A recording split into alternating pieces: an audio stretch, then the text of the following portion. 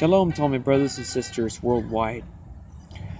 In this brief video that I'm doing, I just want to speak a little bit on Christian missionaries who are making it their goal to convert, especially the Jewish people, to Christianity, or parading around on Jewish videos and attacking the Jewish people, or saying really vile and mean things, and saying that we're going to hell and that we don't understand anything, even though it's our Bible, our Hebrew Bible. I just want to say to all the Christian missionaries, those who are really pursuing and very aggressive, this is not to the majority of Christians who are sweet, beautiful people who are really willing to look at the Hebrew scriptures and hear and communicate with the Jewish people back and forth. This is not to those Christians. I am speaking to the aggressive ones who are really heated and really have a lot to say negatively about the Jewish people and spew very vile things about our tradition, our Torah, our Elohim, our God, which just the most vile things you can imagine. I just want to state very clearly to you who are the missionaries, if you want to really convert the Jewish people and you want to blow us away, we don't want to hear about you having experience seeing Jesus. We don't want to hear about the vision you had at night. We don't want to hear about whatever it may be as far as miracles go. We don't want to hear about it. Don't make up stories. Don't invent things, because we catch all of the lies that are spewed about Jewish people and about our heritage, our tradition. We always expose those lies very easily. If you want to impress us, all you got to do is open up your Christian Bible. Just open it up to any passage, whether it's John 3:16, for God so loved the world so much that he gave his only begotten Son, so that all that believe in him might not perish but have everlasting life. Open it to that passage. Then open the Jewish Bible and find a passage like that in our Jewish Bible. Find it in Malachi. Find it in Joshua. Find it in Ezekiel. All we're hearing is white noise in the background. All this white noise, all these distractions. Stop pulling rabbits out of your tail. The Bible is our foundation. The Jewish Bible, the Hebrew Bible.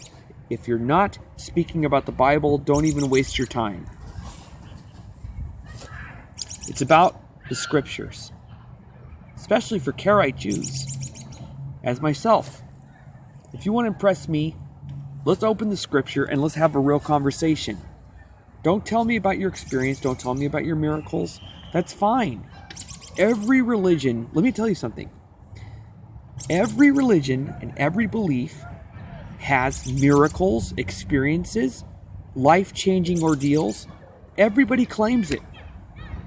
So if every religion and every belief is claiming to have miracles and experiences that change their lives, then that can't prove that a religion or a belief is true. It has to be based on Scripture. That's where the Karaites are coming in. We are opening the Hebrew Bible, Tanakh, studying it every day.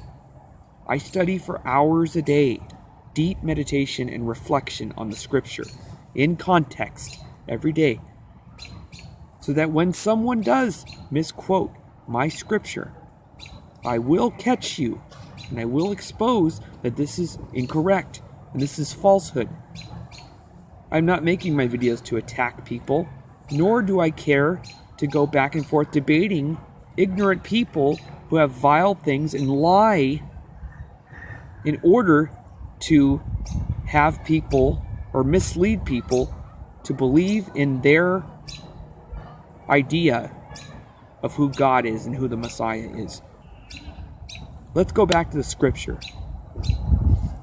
The real Messiah can be found very clearly in Tanakh. It's very clear, because nobody argues with the Jewish people ever.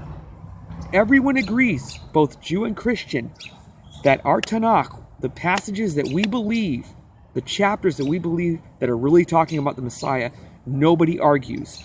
That's how you know what's clear and what is not clear. For example, Isaiah chapter 11 speaks about the Messiah fearing God. In verse 2 of chapter 11, he will fear God. That means he's not God. And if that's not clear enough, Isaiah continues in verse 3, he will be filled with the fear of God. Does God fear anything?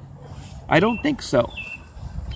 Jeremiah chapter 23, the whole chapter is messianic.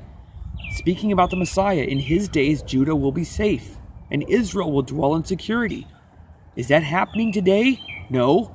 Did that happen 2,000 years ago? No. Jeremiah 33 repeats again. When this Messiah comes from the offspring of David, Israel will be in peace, and all the world will be at peace. Did that happen 2,000 years ago? No. Is that happening today? No. Everything has gotten worse since then. Ezekiel chapter 34 is also a messianic chapter. Write this down, look it up. It's very clear. Clear and consistent. The same message. Ezekiel chapter 37 till the very last chapter of Ezekiel is all messianic. Ezekiel 37 says, when the Messiah comes, the temple will be rebuilt, and when that temple is built, then the nations of the world will know that I, the Lord, do sanctify Israel when my temple is among them forevermore. It's very clear. Couldn't be clearer. What happened 2,000 years ago? The temple was destroyed. And it also says in Ezekiel 37 that the nations, the dispersed of Israel, will come back together in unity. Did that happen 2,000 years ago? No. What happened? Israel was exiled and has been exiled ever since. So the exact opposite of what the Messianic prophecies say is what happened. I can go on and on. Look at Isaiah chapter 2. What does it say about the end of times? In those days, that people of all the nations will beat their swords into plowshares and their spears into pruning hooks. And all the nations will come together and go to the mountain of the Lord, of Yehovah, and learn the ways of Yehovah, his holy mount, and come together in peace and harmony. That has not happened. It's very clear. And yet, the Christian proof texts are all like cotton candy. Every single one is never in context.